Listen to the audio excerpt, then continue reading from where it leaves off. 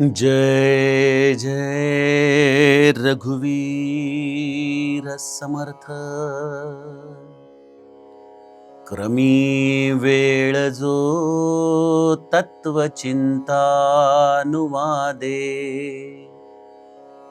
न लिंपे कदा दंभवादे विवादे।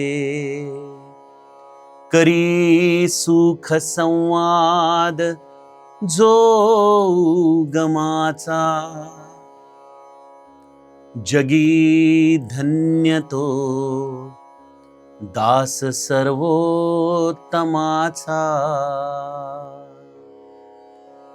जय जय रघुवीर समर्थ। श्रोता वक्ता श्रीराम समर्थ। जय जय रघुवीर समर्थ। श्रीराम आपल्या सर्वांच्या हृदयस्थ वसणाऱ्या आत्मारामास साष्टांग प्रणिपात करून मनोबोध एक अंतरयात्रा या श्री समर्थ रामदास स्वामींच्या मनाच्या श्लोकांचं जे आपण चिंतन करत आहोत। सज्जनहो, आज आपण त्यातील श्लोक क्रमांक 52 याचं चिंतन पाहणार आहोत। समर्थ आपल्याला गेल्या काही श्लोकांमधून या सर्वोत्तमाच्या दासाची लक्षणं समजावून सांगत आहेत। हा सर्वोत्तमाचा दास होण्यासाठी ही सर्व लक्षणं अंगीकारणं अनिवार्य आहे। यामध्ये कुठल्याही प्रकारचा पर्याय निवडा असा पर्याय आपल्याकडे नाही बरं। त्यामुळे या प्रत्येक लक्षणाला आपण नीट समजावून घेतलं पाहिजे। आपल्याला असं वाटेल की कदाचित ब्रह्मचार्य, तपस्वी ह्या गोष्टी प्रापंचिकांसाठी अनिवार्य नसतील, परंतु त्याच्या व्याख्या आपण प्रापंचिकाच्या दृष्टिकोनातूनही बघितल्या आणि एखाद्या तपस्वी ब्रह्मचारीच्या देखील दृष्टिकोनातून आपण या व्याख्या समजून घेतल्या। समर्थ या दासाचे शारीरिक पातळीवरचे गुणधर्म, कर्म पातळीवरचे गुणधर्म, त्याच्या आंतरिक मनोवृत्तीचे गुणधर्म, अंतरांगामध्ये वसणाऱ्या वासनांचं कशा पद्धतीने सब्लिमेशन करणं, कसं त्यांना वळवणं, या दृष्टीचं त्याचं चिंतन, या दास्यत्वाचे वेगवेगळे निकष समर्थ आपल्याला सांगत आहेत।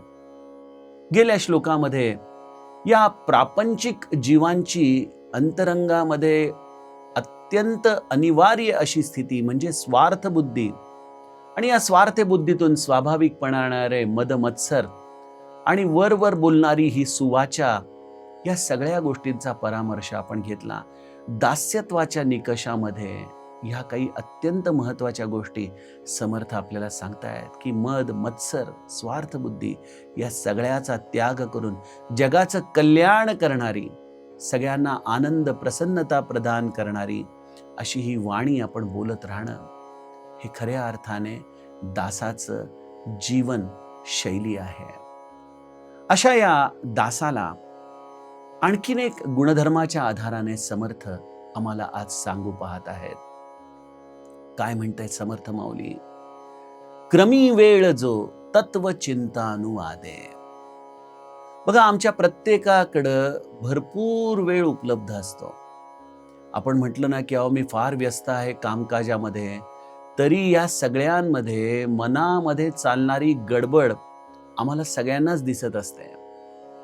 आम्ही त्या दोन कार्यांच्या मध्ये असलेल्या मोकळ्या वेळामध्ये कसलं चिंतन करतो हे ज्याचं त्याला पक्क ठाऊक असतं।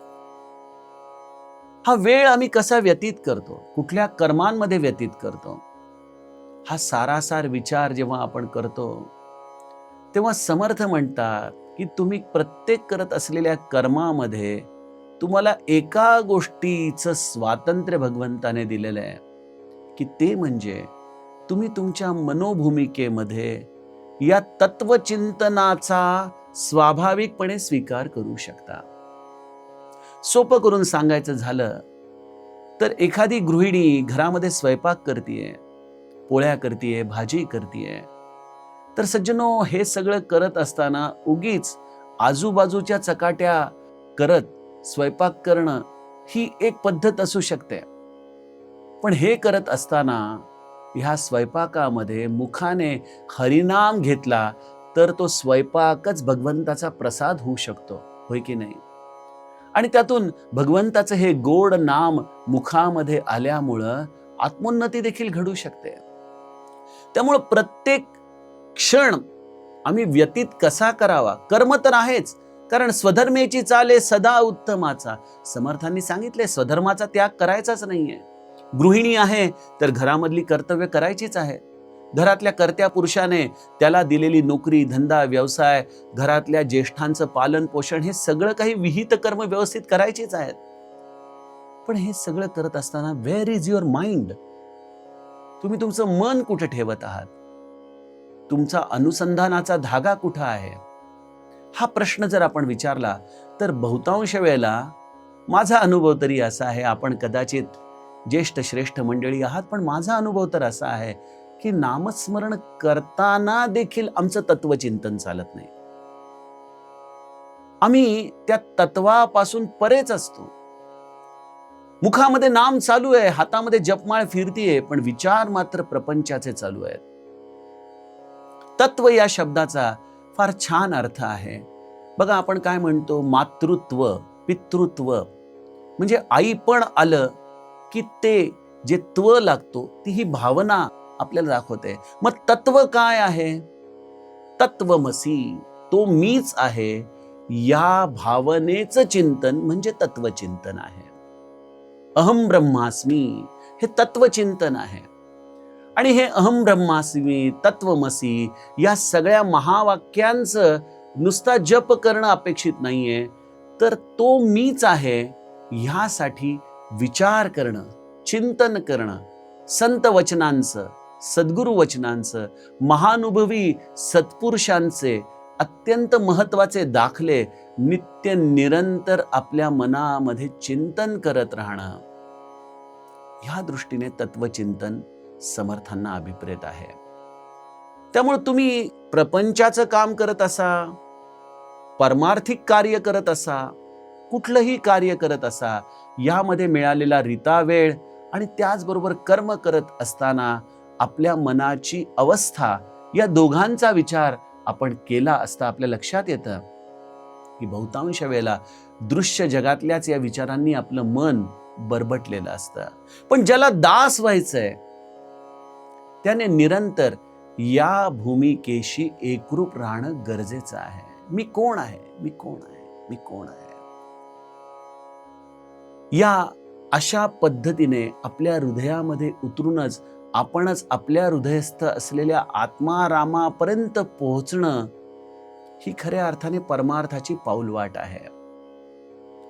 हा विचार आपल्या हृदयामध्ये नित्य प्रविष्ट करणं हाच खऱ्या अर्थाने पुरुषार्थ आहे.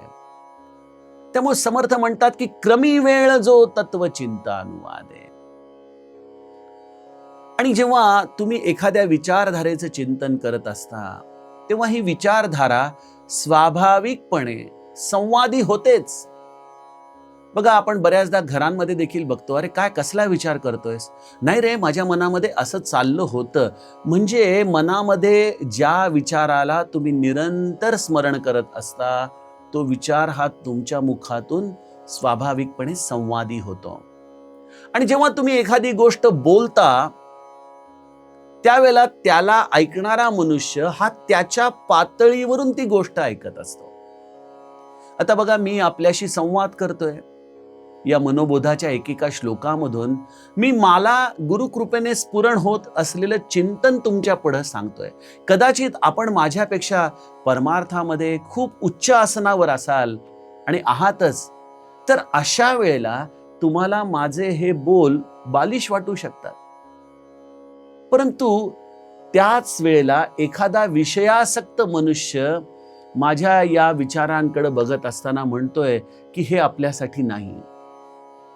म्हणजे एक जे उच्चासनावरती आहेत त्यांना हे विचार बालिश वाटू शकतात, जे माझ्यापेक्षा खालच्या भूमिकेवरती आहेत त्यांना हे विचार आपल्यासाठी नाहीत, हे काहीतरी भलतंच आहे असं म्हणून सोडावंसं वाटतं. परमार्थामध्ये ही एक तुम्हाला संवादामध्ये सवलत आहे की एखादा विचार ऐकून न ऐकल्यासारखा तुम्ही करू शकता, सोडून देऊ शकता. पण प्रपंचामध्ये आपण बघतो की एखादा आपण विचार मांडला आणि तो समोरच्याला जर रुचत नसेल तर तो त्याच्यावरती तुटून पडतो, भांडणं होतात. घरामध्ये आपण म्हणतो ना, भांड्याला भांडं लागतं. परमार्थामध्ये देखील बऱ्याचदा एखाद्या तत्वचिंतनामध्ये रत असलेले जर काही विद्वान एकत्रित आले तर त्यांच्यामध्ये देखील बऱ्याचदा विसंवाद निर्माण होतो. कारण की प्रत्येक जण आपापल्या आध्यात्मिक पायरीवरून त्या तत्वाचा विचार करत असतो. त्यामुळे प्रत्येकाला असं वाटत असतं की मी जे पाहतो आहे तेच खरं आहे, ते सत्य आहे आणि ते सत्य दुसऱ्याला कळालं नाही आणि त्यामुळे ते त्याला बिंबवण्याचा तो प्रयत्न, व्यर्थ प्रयत्न करत असतो. बघा, परमार्थामध्ये जोपर्यंत शरणागती नाही, जोपर्यंत गुरुच्या समोर जाऊन ज्ञान ग्रहण करण्याची मानसिकता नाही, तोपर्यंत हे वाद विवाद कधीही परमार्थाचं तत्व तुमच्या आतमध्ये प्रविष्ट करू शकत नाहीत. तुम्हाला त्याची अनुभूती येऊ शकत नाही. तुमचा अहंकार हा या कुठल्याही तत्व विचारांना स्वीकार करण्यासाठी एक फार मोठी ढाल होऊन तुमच्या आतमध्ये त्या तत्व विचाराला प्रविष्टच होऊ देत नाही. तुम्ही ऐकत असता पण तुमच्या हृदयामध्ये ते शब्द प्रविष्ट होत नसतात. मग अशा वेळेला ती व्यक्ती आणखीन आक्रमक होते, आणखीन तावातावाने तुम्हाला मी जो अनुभवलेला हरी आहे तोच खरा आहे, तुम्ही कसे भ्रामक कल्पनेमध्ये जगता, अशा पद्धतीने ते तत्व तुमच्यावरती थोपण्याचा एक प्रयत्न करत असते. समर्थांचा दास मात्र याला अपवाद आहे. क्रमी वेळ जो तत्वचिंता अनुवादे, तो आपल्या अंतरंगामध्ये निरंतर या तत्वाचं चिंतन करत राहतो.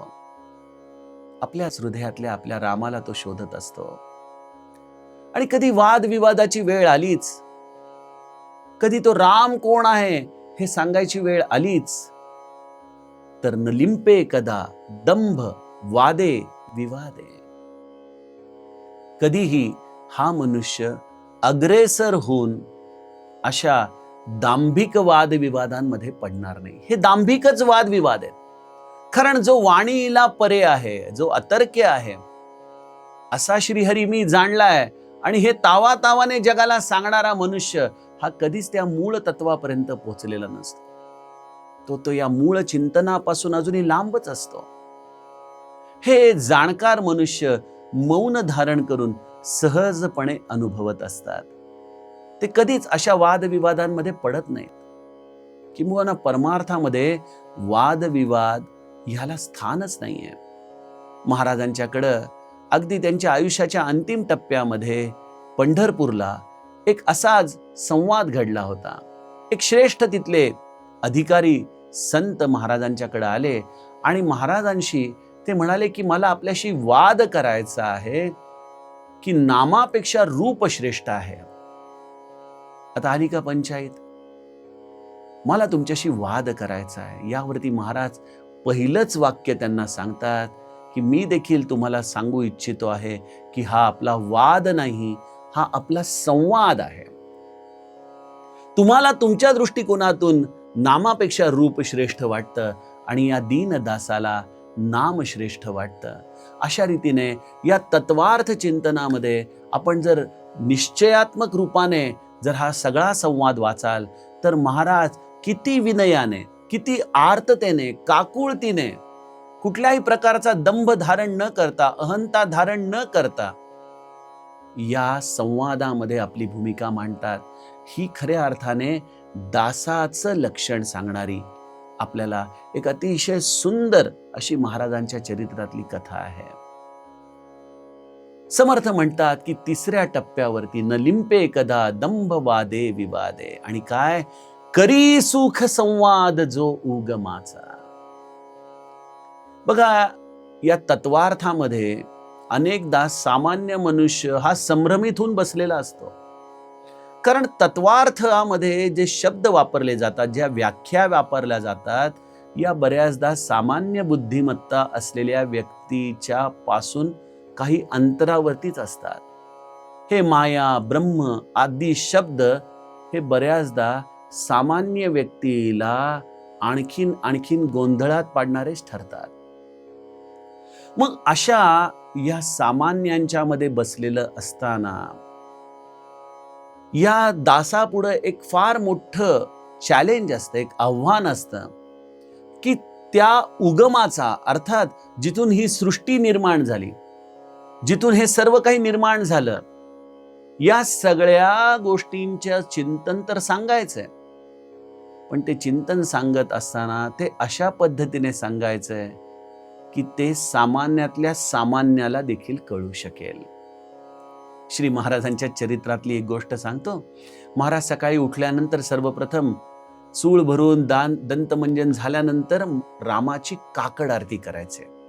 काकड आरती नंतर स्नान व्हायचं, रामाची पूजा व्हायची आणि मग महाराज सिंहासनावरती येऊन 6:30-7च्या दरम्यान येऊन बसायचे. आणि मग तिथं लोक वेगवेगळी यायची महाराजांच्याकडं.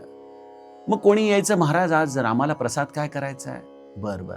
तेवढ्यात कोणीतरी यायचं, महाराज माझ्या शेतामध्ये काय पेरणी करू यावर्षी? महाराज त्याला सांगतायत. तेवढ्यात कोणीतरी यायचं, महाराज मला एक प्रश्न होता, या जगाची निर्मिती का झाली असेल हो? आणि कुठल्या तत्वापासून झाली असेल? ही पंचमहाभूत कुठून आली असतील? महाराज त्याचं ऐकायचंय. तोपर्यंत कोणीतरी यायचं, अहो महाराज बांध्यावरती मारामारी चालली आहेत, सीमेवरून वाद चाललाय, 2 भावांचा काहीतरी करा, सोडवा त्यांना. अशा या वेगवेगळ्या पद्धतीची लोक महाराजांच्याकडे यायची. आणि महाराजांचा एक स्वभाव असा होता की महाराज प्रत्येकाच्या प्रश्नाचं उत्तर दिल्याशिवाय राहायचे नाही. मग मला सांगा, हे कोणाला शक्य आहे? करी सुख संवाद जो उगमाचा. तत्वार्थाचं चिंतन करावं. ब्रह्म माया या असलेल्या सर्व अद्वैत चिंतनाशिवाय पर्याय नाही. परंतु हे चिंतन करत असताना ते चिंतन जड होता कामा नये. ते चिंतन कसं झालं पाहिजे? सुखसंवादी झालं पाहिजे. कारण तो सच्चिदानंदाचं तुम्ही चिंतन करताय ना, जो आनंद स्वरूप भगवंत आहे त्याचं चिंतन करत आहात ना. मग बघा, आपण म्हणतो ना की प्रवासामध्ये आपण निघालो एखाद्या छान थंड हवेच्या ठिकाणी, तर तिथे गेल्यानंतर तर आनंद आहेच, पण तो प्रवास देखील आनंदमय झाला पाहिजे. त्याप्रमाणे त्या तत्वाचं चिंतन करून तत्वमसी झाल्यानंतर आनंद प्राप्त होणं हे ठीक आहे, परंतु त्या तत्वाचं चिंतन देखील आनंदमय झालं पाहिजे. त्या तत्वाच्या चिंतनामध्ये कुठेही ओढून ताणून शब्दांची आपल्याला जोडतोड करायची गरज नाही. हे तत्वचिंतन सामान्यातल्या सामान्याला देखील कळालं पाहिजे. आणि परमार्थाच्या निरूपणामध्ये आमच्यासारख्या निरूपणकारांच्या समोर एक फार मोठं आव्हान असतं. बघा, कॉलेजमधल्या प्रोफेसरचं त्या मानाने काम सोपं आहे, कारण त्याला एका विशिष्ट वर्गाला, ज्यांची एका विशिष्ट पातळीवरती बुद्धिमत्ता आली आहे, त्यांना शिकवायचं असतं. त्यामुळे तो विषय क्लिष्ट करून देखील सांगतो. परंतु परमार्थाच्या निरूपण वर्गामध्ये अगदी बाल परमार्थिक बुद्धी असलेल्यापासून ते वृद्ध परमार्थिक बुद्धी असलेले अनेक लोक असतात. आणि त्या प्रत्येकाशी हा सुखसंवाद त्या निरूपणकाराला त्या व्यासपीठावरून साधायचा असतो. आणि हे केवळ संत वृत्ती ज्याच्याकडे आहे ना, तोच करू शकतो. गमतीने मी तुम्हाला सांगतो की जे अत्यंत अवघड आहे ते सोपं करून सांगणं हे संत वृत्तीचं निदर्शक आहे.